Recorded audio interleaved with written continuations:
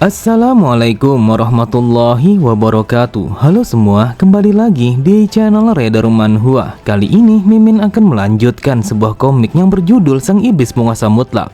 Dan apabila kalian masih bingung dengan alur ceritanya, kalian bisa cek deskripsi atau langsung saja menuju playlist yang ada di halaman channel ini untuk memulainya dari part 1.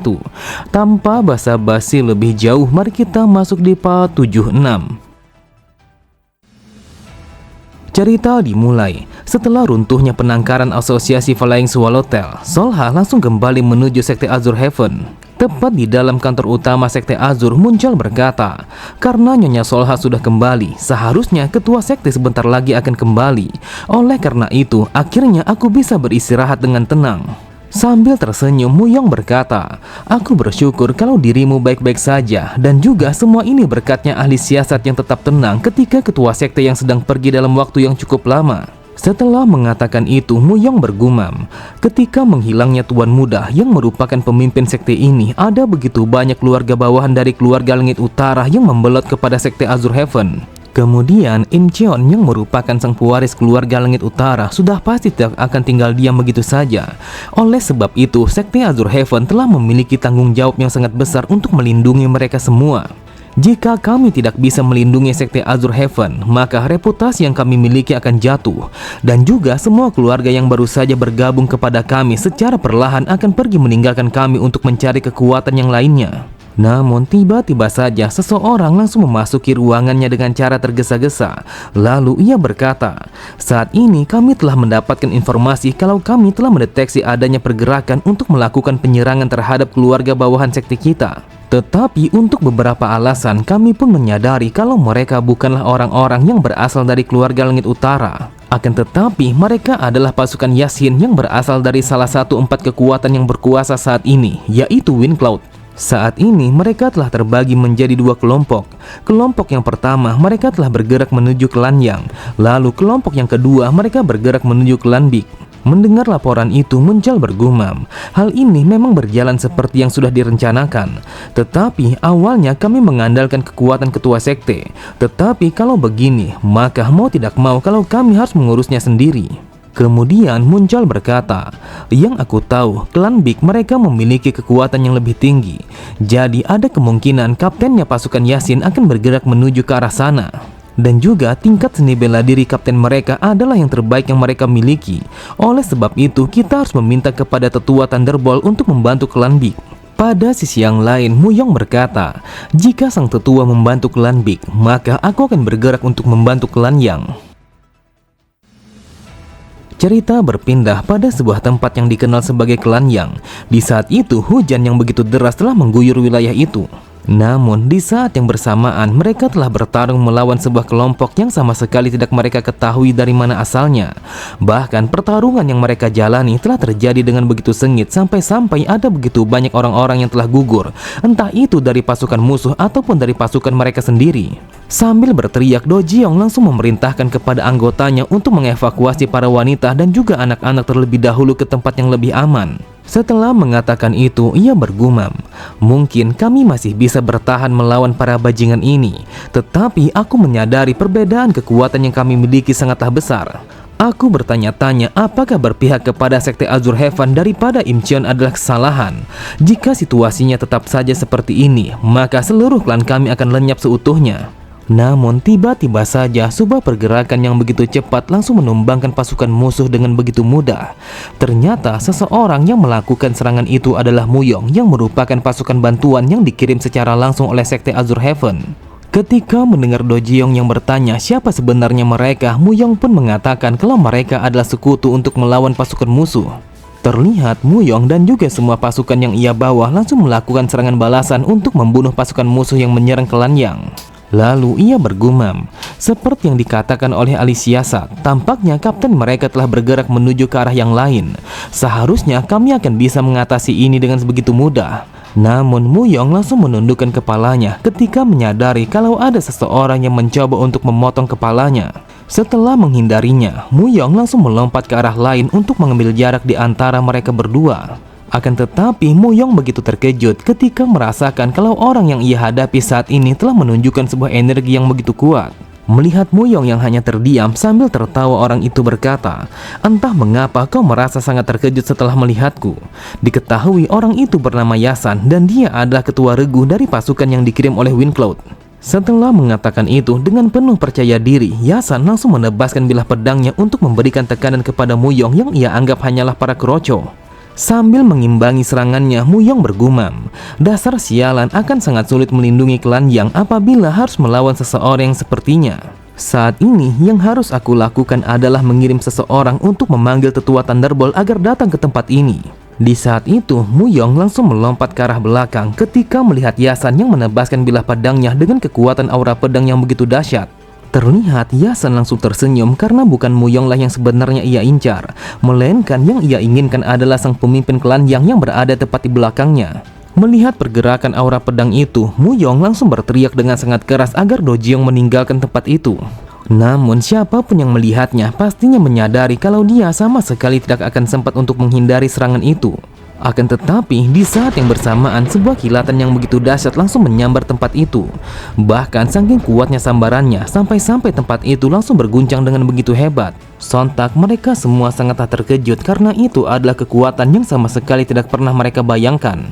Melihat itu, Yasan bergumam, "Dasar sialan, bagaimana mungkin aura pedangku langsung terhapus begitu saja, sedangkan aku sudah memperkuatnya dengan menggunakan tenaga dalam." Di bawah derasnya guyuran hujan, mereka bertanya-tanya, jika itu adalah bentuk naga yang berasal dari kilatan petir, maka bisa dipastikan kalau itu adalah kekuatan yang hanya bisa digunakan oleh seseorang yang disebut sebagai Thunderbolt. Menyadari akan hal itu, Muyong langsung memalingkan pandangannya ke arah belakang untuk memastikan kedatangannya. Akan tetapi, Muyong langsung terdiam ketika menyadari siapa sebenarnya yang datang menolong mereka. Ternyata seseorang yang menggunakan sebuah teknik yang biasanya digunakan oleh Thunderbolt adalah Jiok. Kemudian dengan tatapan mata yang tajam, Jiok berkata, "Aku minta maaf kalau aku sudah mengecewakan kalian semua ketika kalian mengharapkan kedatangannya. Akan tetapi ini adalah aku." Seketika itu juga mereka semua langsung bersorak bersama-sama ketika mengetahui kalau ketua sekte sudah kembali. Pada sisi yang lain, Yasan bergumam, apakah dia adalah ketua sekte Azure Heaven? Mereka mengatakan kalau dia adalah orang yang cukup hebat di dalam pertarungan. Tetapi jika diperhatikan, dia hanyalah anak muda yang begitu mentah, sehingga sangat berlebihan jika dikatakan kalau dia adalah orang yang begitu hebat. Apakah mungkin sebuah teknik yang dimiliki oleh Thunderbolt hanyalah trik murahan sehingga anak ini bisa menggunakannya? Karena ia begitu percaya diri, ia pun langsung melompat ke arah depan untuk melancarkan serangannya kepada Jiok. Sambil menghunuskan bilah pedangnya, ia berkata, "Entah itu hanyalah sebuah trik ataukah tidak, akan tetapi aku akan tahu tentang kebenarannya ketika aku sudah beradu pedang dengan anak ini." Namun sebelum serangannya mengenai tubuh Jiok dengan sangat cepat, Jiok langsung mengayunkan bilah pedangnya ke arah atas untuk membelah tubuh Yasan. Sontak Yasan sangat terkejut ketika merasakan kalau tubuhnya mulai bergeser begitu saja. Dan di saat yang bersamaan, tubuhnya langsung terhempas ke atas tanah dalam kondisi yang terbelah menjadi dua bagian sehingga membuatnya langsung mati seketika. Setelah membunuhnya, dengan santainya Jiok berkata, "Sejak dari tadi kau selalu saja banyak bicara, jadi enyahlah dari hadapanku." Beberapa saat kemudian, ketika hari sudah siang, terlihat semua orang yang ada di sana langsung membersihkan mayat-mayat yang bergelimpangan di atas tanah. Mereka berusaha sebisa mungkin untuk memulihkan sekte mereka setelah terjadinya pertempuran yang begitu sengit. Kemudian Do Jiong berkata, "Awalnya aku berpikir kalau kami akan berakhir, namun aku tidak mengira kalau dirimu akan datang dengan begitu cepat. Dengan berkat bantuanmu, akhirnya kami telah berhasil melewati sebuah bencana." Dengan santainya Jiok berkata, "Sudah menjadi hal yang wajar bagi kami untuk melindungi para keluarga yang bergabung bersama sekte Azure Heaven. Tetapi apakah ada tindakan yang lainnya yang berasal dari keluarga Langit Utara?" Setelah mengatakan tidak ada yang terjadi, Do Jiong langsung meminta izin kepada Jiok untuk pergi dari hadapannya karena dia harus berbicara kepada para bawahannya. Tepat di sampingnya, Muyong berkata, "Tuan muda, sejak dari awal aku sangat yakin kalau dirimu akan kembali, meskipun kau sudah pergi dalam waktu yang cukup lama. Tetapi, Tuan muda, apakah kau benar-benar baik-baik saja? Karena yang aku perhatikan kau tidaklah seperti yang biasanya." Menanggapi pertanyaannya, Jiok berkata, "Muyong, kau adalah orang yang benar-benar cukup tanggap. Muyong, kau harus tahu asosiasi Flying Swallowtail, ternyata mereka jauh lebih kejam dari apa yang sudah kita kira. Sejak dari lama, mereka telah menciptakan para monster yang seperti orang-orang yang dulunya pernah mengejar kita di dalam hutan. Meskipun aku sudah berhasil menghancurkan tempat itu, akan tetapi hal ini sama sekali belum berakhir. Dan juga wanita itu yang merupakan pemimpin asosiasi, dia telah berhasil melarikan diri. Tetapi untuk saat ini kita tidak perlu untuk memikirkannya, karena yang harus kita lakukan adalah menyelesaikan masalah ini terlebih dahulu. Muyong berkata, dengan terlibatnya Wincloud di dalam masalah ini, maka bisa dipastikan kalau ini adalah bagian dari rencana keluarga Aliansi Langit Utara. Tetapi pergerakan mereka yang secepat ini sama sekali tidak terduga. Jiok berkata, karena ini sudah terjadi, maka kita harus memanfaatkan situasi ini sebagai persiapan di masa depan. Mendengar itu, Muyong bergumam. Ia mengatakan untuk memanfaatkan situasi ini, apakah mungkin kalau dia sudah memiliki sebuah rencana? Kemudian Jiok pun bertanya kepada Muyong di mana Charyon berada, karena dia sejak dari tadi sama sekali tidak melihatnya. Mendapatkan pertanyaan itu, Muyong pun mengatakan kalau Charyon telah dibawa oleh nenek Yanghwa untuk berlatih di tempat makamnya pedang iblis.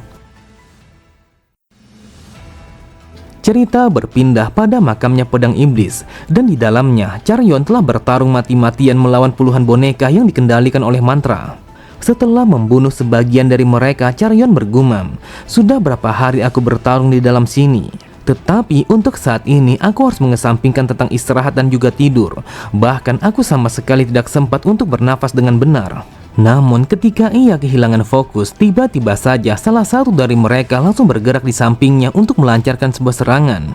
Benar saja, seketika itu juga ia pun langsung terlempar ke belakang setelah terkena serangan dadakan itu.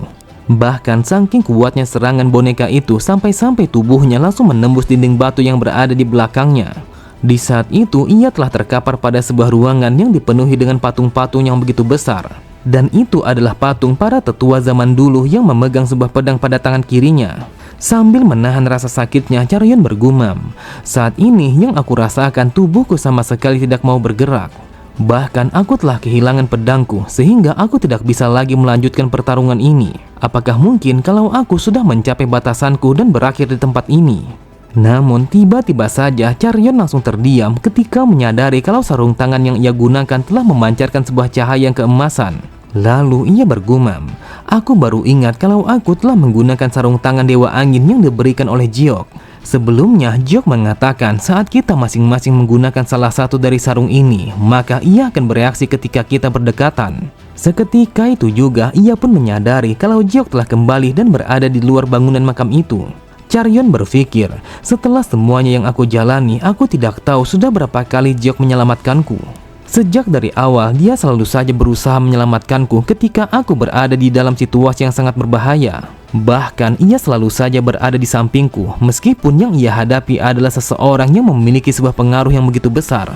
Apapun yang terjadi, aku akan berusaha untuk menjadi seseorang yang begitu kuat agar aku tidak menjadi bebannya lagi. Di saat itu, ia pun langsung melompat ke arah atas untuk menghindari sebuah tebasan yang mengarah ke tubuhnya.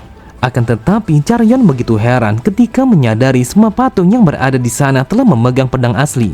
Dan di saat yang bersamaan, terlihat pasukan boneka itu langsung mengarahkan bilah pedangnya ke arah atas untuk menusuk tubuh Charyon. Menyadari akan hal itu, ia pun langsung menendang pedangnya orang itu untuk melompat ke arah patung.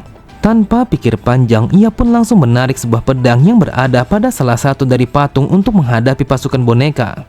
Kemudian, ia pun langsung menebaskan bilah pedangnya dengan tebasan horizontal sehingga membuat bonekanya langsung terbelah menjadi dua bagian.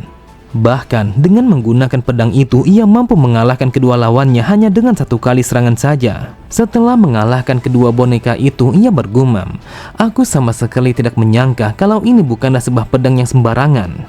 Tetapi untuk memastikannya, aku akan menggunakan pedang ini untuk membunuh mereka semua dan juga menyelesaikan ujian ini. Oke semua, cukup sampai di sini dulu pembahasan alur cerita kita. Sampai jumpa di video selanjutnya. Wassalamualaikum warahmatullahi wabarakatuh.